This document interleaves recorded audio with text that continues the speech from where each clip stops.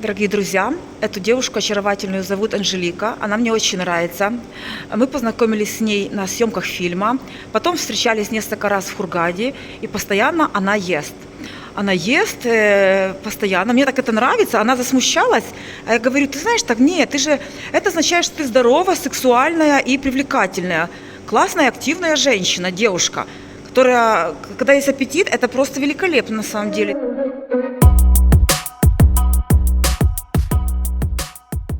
Дорогие подписчики, дело в том, что я занимаюсь дизайном человека или human design, по которому можно посмотреть таланты, сильные, слабые стороны, предназначение человека. И вот у Виктории есть один из талантов, который связан с любовью к телу, и поэтому ей нравится наряжаться, ей нравится других наряжать. Вот она постоянно говорит про удовольствие, про вкусно покушать. И даже тут я, когда ела тортик, она говорит, это же хорошо, что ты наслаждаешься и с таким удовольствием кушаешь. То есть любовь к телу, она про то, что, во-первых, мы заботимся о своем теле, потому что тело – это храм, мы за ним ухаживаем, спа, массажи, все вот это. И любим различные удовольствия, именно жизненные мирские удовольствия, ну, как какие-то приятные прикосновения, вкусная еда и любого рода такие наслаждения. Да, она когда ехала сюда, я говорю, Анжелика, пожалуйста, одень вот эту красивую, это где ты купила в Турции, да? В Турции на Новый год. Да, я говорю, вот, и розовую вот эту кофточку, она тебя так освежает, так, как бы... Красиво смотрится. Да, красиво все так сочетается, так что платье такое у нее сексуальное, в такой виде. Но платье мы не вот, так что я всегда говорю своим девочкам, я их так воспринимаю, знаешь, как куколки, ну вот актрисы. Да. С Анжеликой невероятно интересно общаться, она мне столько интересных вещей наговорила. Тут у меня тетрадка специально по дизайну человека. Это вообще, я списала все, так что если вы хотите узнать о себе больше, глубже, и чтобы вас вот эта информация выталкивала наверх, а не вниз, то координаты Анжелики я оставлю под видео. А сейчас мы будем об этом говорить более подробно. Так, ну вот как ты к этому вообще пришла? Ты знаешь, опять же, у меня дизайн такой, что меня очень сильно волновал вопрос направления. Вот эта тема, чем мне заниматься, какое мое предназначение, кто же я в этом мире, мне надо срочно определиться с направлением. Меня прям очень сильно эта тема парила. И я очень много разных ниш попробовала, я кем только не была. Я и риэлтором была, и визажистом, и нутрициологом, и на дайвинге даже работала, и криптовалютой занималась. Ну, то есть меня помотало по разным сферам, и я прям, я беспокоилась. Именно в уме было беспокойство, кто я, чем заняться, какое мое направление, какое мое предназначение. Там эзотерика, психология, все было интересно. И тут в сетевом маркетинге тоже была, в СММ. И вот меня приглашают девушки из сетевого на какую-то встречу по дизайну человека. Я не знала, что такое дизайн человека, но меня приглашают. Опять же, по моему дизайну для меня правильно, чтобы меня куда-то приглашали. То есть все правильные для меня вещи будут через приглашение. Не то, что я сама придумала и пошла, а именно пригласили именно персонально меня. И вот они именно персонально меня приглашают на встречу, это дизайн человека, и тут у меня случается любовь просто с первого слова. Я его понимаю сразу, этот дизайн человека. Вот он мне прям зашел логически. Просто есть другие системы. Вот ты иногда открываешь, и ты думаешь, блин, что тут написано, я ничего понять не могу. А здесь у меня прям сразу любовь случилась. И вот я начала изучать. Сначала сама изучала, потом курсы, еще курсы. И вот уже больше 5 лет я этим занимаюсь. Кстати, вопрос с направлением тоже решился. Решился, да? Конечно. Важно, чтобы человек от своей деятельности получал удовольствие. Особенно генератором важно. Да. Я же рассказывала. Я у вас генератор, манифестирующий генератор. Манифестирующий генератор. Таких, ты сказала, 70%, да? Да, всего генераторов 70%. Там половина просто генераторы, половина манифестирующие генераторы. Ну вот расскажи немножко о них. Ну, во-первых, это люди, у которых очень много энергии. Знаешь, батарейка, не зря генератор, да? Служу народу. Вот. И этот мир построен генераторами для генераторов. То есть вы дети Вселенной. Вот вы жизнь, то есть у вас есть сакральный центр определенный, там такой квадратик снизу красненький, и это жизненная энергия. То есть говорят, что человек умирает, когда останавливается этот центр, то есть энергия все закончилась, и человек умер. Поэтому у вас очень много энергии, вы создаете мир, вы творите мир, то есть вы созидатель этого мира. Вопрос только в том, по удовольствию вы работаете или нет, то есть генератор должен быть счастлив от того, чем занимается, от своей активности. И получать от этого удовольствие, удовлетворение. То есть поработала и получила удовлетворение. Если же ты от какой-то работы чувствуешь фрустрацию, расстройство, что ты такая вот сидишь, энергия воняет, то это не то. Это значит тебе не подходит. Просто стратегия генератора – это откликаться. Я тебе объясняла, да, что тебя спрашивают, ты откликаешься. Да, хочешь да, гулять? да. Угу. Хочешь кофе? И если, например, ты откликнулась, условно, даже пол помыть, по отклику, то есть твоя энергия хотела это сделать, ты помыла, кайфанула. А можешь не откликнуться, и тоже нормально. То есть вопрос в том, чтобы ты делала то, на что есть отклики, а то, на что отклика нет, не делала. И вот здесь у людей как бы встает всегда вопрос, а как же вот есть какие-то обязательства, надо, не надо, ну, как обычно, да. Это, конечно, некий вызов для себя, для жизни, для мира, чтобы выбирать себя и делать то, что по отклику. Потом у генератора жизни начинает закручиваться совсем другим способом. Я вот объясняю всегда, что можно пойти на работу ради денег из головы, из ума, что мне нужны деньги, пойти на работу ради денег и быть фрустрированным генератором. А можно откликнуться на то дело, которое тебе нравится, кайфовать от него, и деньги будут так же. Да. То есть вопрос, каким путем ты пойдешь. Как это все важно. А вот теперь такой вопрос. А какие еще есть люди? Ну, вот, 4 типа всего.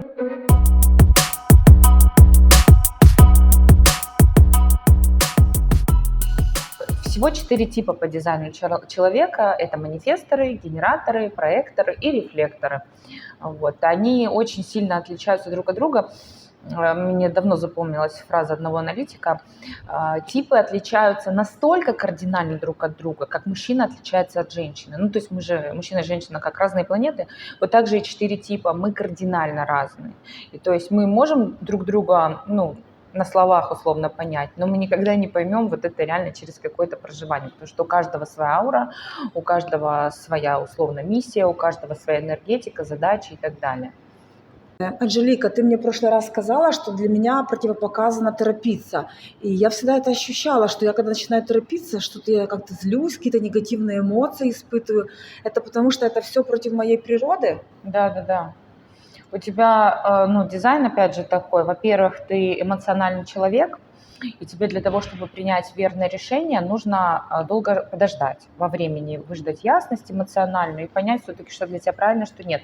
А во-вторых, у тебя открыт корневой центр, это ты очень восприимчива к стрессу, и если люди на тебя давят, ты это очень сильно чувствуешь. Вот это давление внешнее, ну, может создавать в тебе напряжение. У некоторых людей может доходить вплоть до панических атак, вот, когда они слишком чувствительны к этому. Поэтому тебе надо замедляться, не торопиться, там, может быть, йога, медитация, что-то, что тебя будет расслаблять и успокаивать, чтобы ты никуда не спешила. Вот мы даже сюда, когда шли, ты говоришь, я познакомилась с женщиной, хорошо, что она быстро ходит. А куда ты торопилась? Ой. Зачем ты шла так быстро? Тебе не надо никуда Я так спешить. быстро топаю, когда я одна, как самолет. Не надо. Да? Куда ты опаздываешь? Мир, что ли, от тебя убегает? Фитнес. Да. Фитнес. Но нет, открытый корень, они не замедленные, они расслабленные, они никуда не торопятся, потому что люди тебя будут подгонять. То есть это дедлайны. Корень – это дедлайны. Мир, он вечно в какой-то в гонке, куда-то торопится, у них какие-то там графики, дедлайны, во столько. Для открытого корня это ад. Да. Вы же там с ума сойдете. Вы, конечно, можете быть очень быстрыми, но это все для вас неправильно и некорректно. Потом проблемы с надпочечниками, с кортизолом, с адреналином. Вот. У кого-то даже, ну не будем, в туалет могут ходить от стресса. Тоже такое может быть, да. Поэтому максимально успокаивайся. Если люди тебе говорят, давай быстрее, что ты копаешься, давай быстрее, это будет давление. Вот я человек с определенным корнем. Для меня нормальный стресс, и я его хорошо переношу.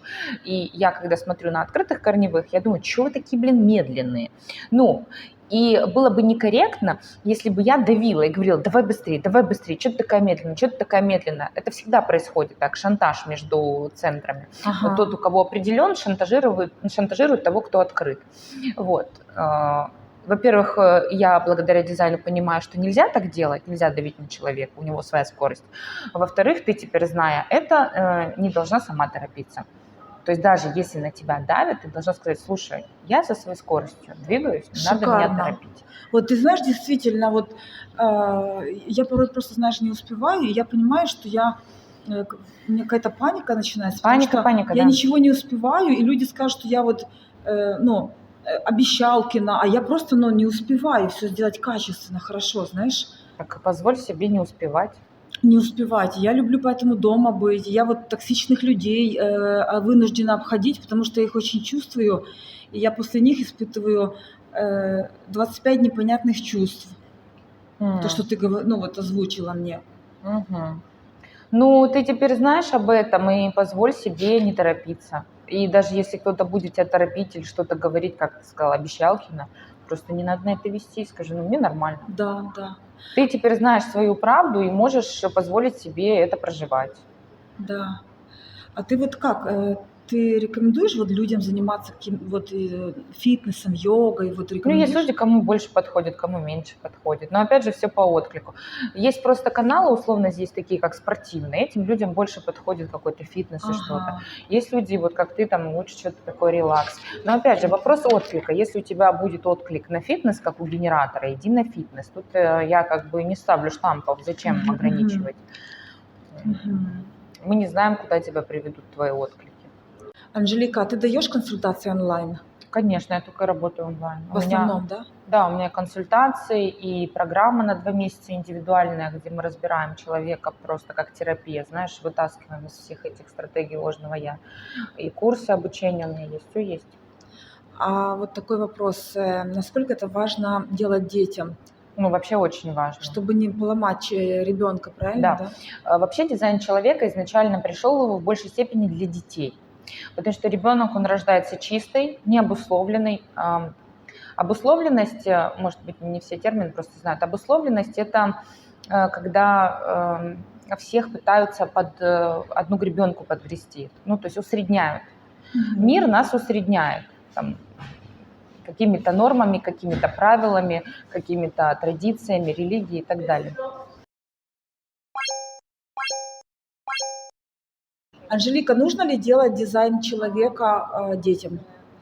Да, нужно, конечно, потому что вообще дизайн человека в первую очередь пришел для детей, потому что дети пришли сюда чистыми, они не обусловленные ничем. Обусловленность – это когда внешний мир на нас давит своими рамками, установками и пытается усреднить, сделать всех типичными и одинаковыми. То есть, по сути, нам ломают уникальность нашего самого рождения. Вот, пытаясь под общий стандарт подогнать, да, это есть обусловленность. Вот. Дети рождаются чистыми со своими истинными талантами, у них еще нету вот этих ложных стратегий ума, они являются собой. И здесь задача родителя не сломать эту природу и сохранить связь с телом. То есть дизайн человека, он про то, что мы принимаем решения из тела, слушаем себя, а не из ума. Потому что в уме вот как раз-таки живут вот эти ложные стратегии, которые нам мир навязал. А когда мы слушаем свое тело, мы принимаем верные решения, проживаем свои таланты, предназначения, встречаем правильных людей, ну и так далее, и так далее. То есть все очень хорошо складывается. Вот это вот пресловутое в потоке. Вот. И когда ты ребенку помогаешь, не сломать его просто, а раскрыть его потенциал, ему это дается легко. Он уже просто является собой, он живет в себя, ему легко и хорошо. А вот когда взрослого мы берем на чтение, то есть там очень много вот каши в голове. Установки, страхи, прошлый опыт, травмы. И это все выковыривать и выковыривать. Конечно, можно разобусловить взрослого человека, но это все годы. Вот. Понятно, что лучше начать, и все равно легче будет, лучше будет, но с детьми можно это все избежать. То есть зачем доводить до этого? Еще вот такой интересный момент скажу по поводу своего сына. Вот у нас есть дизайн человека, понятие генетический тип питания. Всего 12 диетарных режимов, у каждого свой тип питания. И вот это вот какая тебе диета подходит, пальцем в небо тыкая, да, там через интернет, это не то пальто. Можно посмотреть по дизайну, кому какое питание подходит. Вот. У меня у сына У тебя, по-моему, тоже, да? Нервный тип питания. Да, нервный, да. Да. Вот. Здесь важно, чтобы была стимулирующая вокруг обстановка. То есть не важно, что человек ест, важно в каких обстоятельствах. И здесь вот важно, чтобы обстановка стимулировала нервную систему. Можно есть на бегу, можно есть в шумной компании, где какой-то движ происходит, там кино смотреть и есть. И вот казалось бы, да, если бы я не знала, что такое дизайн человека. Мой сын смотрит мультик и ест. Психологи скажут, это РПП. Но моему сыну подходит такой тип питания. Это нервная обстановка, стимулирует его нервную систему и запускает для него правильный процесс пищеварения. Потому что это все будет напрямую связано с нейронами в головном мозге. То есть тип питания включает в человеке способ мышления, чтобы он быстрее думал, лучше думал, активнее думал, чтобы его нейронные связи лучше работали. То есть это не просто для здоровья или для похудения, это в целом для того, чтобы мозг по-другому работал, чтобы та информация, которую ты снимаешь аурой, мог твой мозг переработать и выдать. У меня был случай, я работала на одной работе, подхожу к другу, и моя аура, видимо, снимает информацию с него, я еще ничего не знаю. И у меня в голове инсайт такой, его девушку, они то ли дагестанцы, то ли что-то такое было, что его девушку хотят женить. Я говорю, что с тобой, что происходит? Он говорит, ты представляешь, мне только что позвонили друзья и сказали, что мою девушку хотят похитить. Ну, они же там крадут. Я думаю, обалдеть. То есть это вот был тот случай, когда моя аура считала информацию, инфа поступила в голову, у меня уже понимание, что происходит, и только после этого он мне это через рот озвучивает. Очень интересно. Ну да, то есть ты вообще, потом как магия какая-то происходит, думаешь, офигеть, ты как будто бы чуть-чуть наперед знаешь, что будет. Слушай, а вот этот, вот вопрос, нервный тип, как ты сказала, да? Да, Это мы с этим рождаемся? Ага. Или это наша программа, или мы приобретаем это в процессе жизни? Нет, это в момент рождения определяется, это навсегда, это никак не меняется. У меня горячий тип питания, мне надо есть только горячее, жидкое, то есть горячие напитки, соусы, супы, подливки, то есть чтобы было максимально больше жидкого и чтобы все было выше температуры тела. Вот. Это очень для меня важно, потому что само тело по себе холодное, еда меня согревает. Вот. И я вижу разницу действительно, когда я ем холодное или когда горячее, я себя и по-другому чувствую. Слово подливки, у меня слюни выделились. Так давно подливки кушала и ела. Дорогие друзья, мне не хватает человека, который бы меня в Хургаде кормил вкусно. Так, с любовью. Да. Не в ресторане, а с любовью. Я поняла. Да. Анжелика, а какой самый частый вопрос от твоих клиентов? Как я тебе и говорила, меня помотало по направлениям саму. И, видимо, потому что я очень много об этом думала, проживала сама, понимала, осознавала. Люди ко мне с этим запросом и приходят. Основной запрос ко мне – кто я, что я, кем быть, кем стать, какое мое направление предназначения. Вот. То есть так и работает дизайн. То есть вот эти открытые центры, в которых у нас проблема, в голове проблема.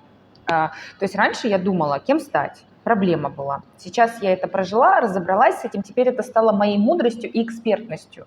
Теперь люди приходят ко мне как к эксперту по этому вопросу, а кем стать, кем быть. Вот. Естественно, реализация деньги, то есть люди хотят найти любимую работу, чтобы она им нравилась и деньги приносила. Вот с этими запросами в основном ко мне и ходят. Но вчера был интересный день. У меня было вчера 2 разбора с девочками здесь в Хургаде вживую, и у них у обеих был запрос на отношения. И я очень сильно удивилась. То есть ко мне с вопросом об отношениях редко приходят. Вообще очень редко. Могу делать совместимость, не проблема, но это редкий запрос для меня. Я думаю, что произошло? Но интересно, что, слушая их, я поняла, что проблема здесь как раз-таки не в отношениях. Проблема в том, что люди не умеют выбирать себя, и люди не умеют любить себя. Я кстати, последние, может, месяцев 5 сама работаю по этому поводу, потому что, знаешь, у многих внутри какая-то пустота, знаешь, условно какая-то дырка внутри. И часто люди пытаются заткнуть эту дырку чем-то внешним, внешними обстоятельствами. Проще всего отношениями. Девушке там найти мужика, чтобы он их радовал, там шарики-фонарики, развлекал как-то, любил. То есть такое ощущение, что они любят себя через глаза другого человека. Не потому что она сама себя любит, а через кого-то она себя любит. И я вот уже со второй девочкой, когда сидела, я ей объясняла: слушай, ты сама сначала должна себя любить. То есть здесь не вопрос в том, что ты не найдешь отношения, ты их найдешь, но ты их не будешь искать, как с табличкой ходя, да, я ищу отношения, чтобы он тебя любил. Ты просто будешь любить себя, и вот на это здоровое состояние ты притянешь просто к себе человека. Она мне говорит: слушай, Анжелика, а как же, вот я надела на себя красивое белье, и что я буду вот это сама стоять с этим красивым бельем? Нужно же, чтобы мужчина был, чтобы слюни пускал, чтобы снял с меня, говорит, это красивое белье. Я говорю: послушай, ты должна просто надеть красивое белье и кайфовать сама от себя. Не потому, что ты надела красивое белье, чтобы найти мужика, чтобы снял, а просто ты надела, потому что тебе в кайф. Возможно, ты и найдешь потом мужика, просто разный заход, разная цель. Не знаю, я понятно объясняю? Намерение, да? Да. Ну, как вот и с деньгами я пример приводила. Можно пойти на работу ради денег, а можно пойти на работу, потому что в кайф, и там заработать денег. То есть разный подход к ситуации. Просто один идет через любовь и через гармоничное внутреннее состояние. Но вот эту внутреннюю пустоту, внутреннюю дырку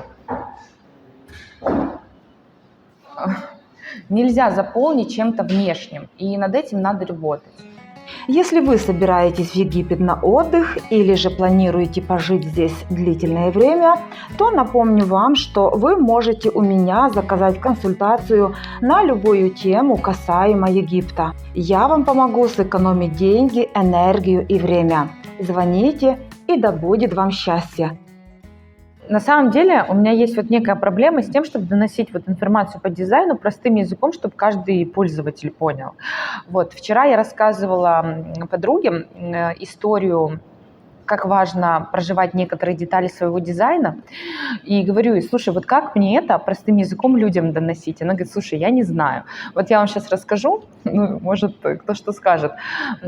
Здесь есть также понятие, какая у человека мотивация. Вот как питание есть генетическое, есть также у каждого своя мотивация. Вот эта вот история составления карт желаний, это подходит людям только с мотивацией желания. А у нас их 6. Вот у меня, например, мотивация надежда. Мне вот эти составления карт желаний, они не подходят. Карта желания мне не подходит. То есть моя мотивация, она про то, чтобы сидеть, надеяться, что все со мной случится, и оно случается. Вот у кого-то нужда, у кого-то вина и так далее. И есть такое понятие, как ложная мотивация. Моя ложная мотивация – это вина, обвинение. То есть когда люди меня обвиняют, для меня это неправильно. Люди должны в меня верить. Например, одна и та же ситуация, у меня что-то не получается, один может начать меня винить и говорит: вот как это так у тебя не получается, а другой может сказать: Анжелика, я в тебя верю. И вот это мне подходит, это меня запустит, простимулирует, чтобы я продолжала. А вот это мне не подходит, это загонит условно меня в минус. И я всю жизнь жила с вот этим внутренним чувством вины, что я виновата. Тут еще есть такое понятие, как травмы. У меня у мамы травма обвинения, у мужа бывшего травма обвинения.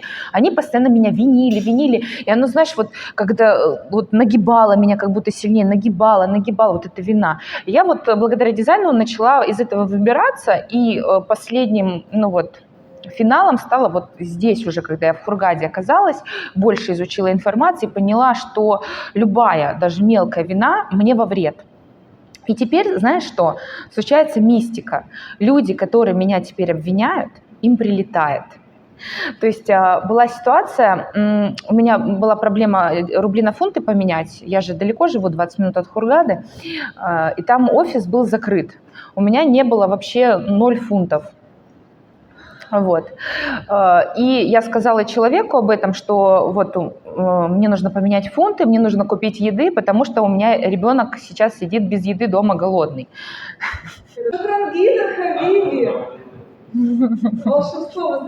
Да. Виктория сидела без кофе, ее вот кофе угостили. В общем, ребенок оставался без еды, и человек мне говорит, ну ты, короче, дура, как это так, у тебя ребенок остался без еды, как ты смогла такое допустить? Я говорю, ситуация так сложилась, у меня не было возможности фунты поменять. Вот, ну, понятно, что там макароны условно были, но какой-то вкусной еды не было. Проходит день, у этого человека такая же ситуация. Он забывает оставить денег дома, ему звонит жена и говорит, дети голодные, нужны деньги, дети без еды сидят. Я говорю, ага, это потому что ты мне так сказал. Потом буквально еще пара дней подходит, я знакомлюсь с женщиной, у нее тоже ребенок, я говорю, давай познакомим наших детей, пусть гуляют на одном районе. Вот. И мы с ней списываемся, я говорю, вы во сколько встаете? Она говорит, 8-9. Я говорю, а я сегодня проснулась в 11:40. Она мне пишет, о боже, не понимаю, как можно так поздно вставать? Я думаю, ну окей, это тоже, кстати, обвинение. Вот. На следующий день я пишу, ну что вы? Она мне отвечает где-то в 11:10, в 11:20 и говорит, я только проснулась. Я говорю, ну вот теперь вы понимаете, как можно так поздно вставать. Потом мы с девочкой, которая тоже в дизайне обсуждали эту тему, она говорит, видишь, как интересно, люди пытаются тебя винить в моей ложной мотивации, а она на меня уже не работает, и теперь пространство их наказывает. Вот так. Шикарно. Шикарно. Как это доносить людям просто? Ну что ж, на сегодня все. Координаты Анжелики вы найдете под видео. Обязательно напишите ей и получите свой собственный дизайн. Ну а я буду с вами прощаться. До скорых встреч в Египте. Пока-пока.